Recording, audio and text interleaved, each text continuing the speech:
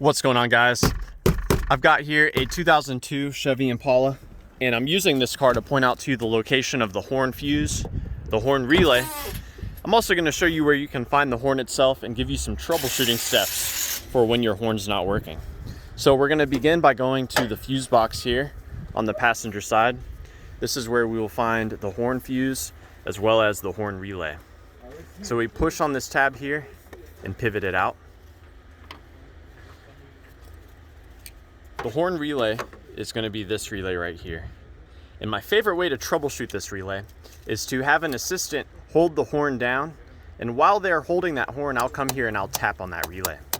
Sometimes relays can get stuck, and by tapping on the relay or wiggling it around, you can free that relay up. Now, of course, the relay needs a proper fuse to work. The horn fuse is found right underneath the horn relay, and that's it right there. As you can see, it's in great shape. That fuse is not blown.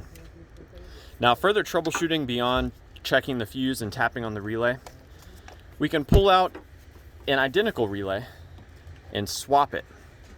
So here's our AC relay. We'll pull that out and we'll put the AC relay in the position of the horn relay. Now, if after swapping the relays, my horn starts to work, then I know that my original relay is probably no good. Now let's get into the wiring, and then I'll show you where the horn itself is. So if this 15 amp horn fuse is good, it will be sending constant power to these two pins. So both of these pins should have power if this fuse is in there. When you hit the horn switch, the switch provides a ground to this pin right here. So if you never see a ground coming in on this pin when you have someone hitting the horn, you may have an issue with that horn switch or the clock spring. Now, when the ground comes in from the horn switch here, and it works with the power here, it engages this relay, which sends power to the horn through this pin. So what's cool about this is you can apply your own power to this pin, and it should result in the horn going off. You can do this by using a wire off of a positive terminal, or you can just connect these two pins together. So you could use a paper clip, some wire, whatever, but connecting these two will send power directly to that horn, and it will cause the horn to go off.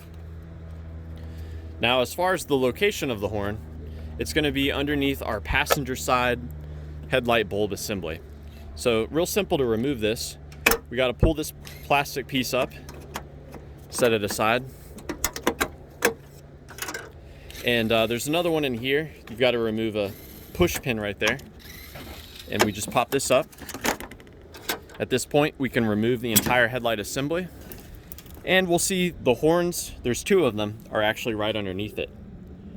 So there's the connector there. That goes off of the horn relay.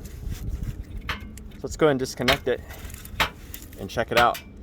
So the green wire is what carries power from that horn relay. The black wire should have a constant ground there. So if you see a ground and a power here when someone's hitting the horn and your horns are not going off, then you know that the horn itself may be no good.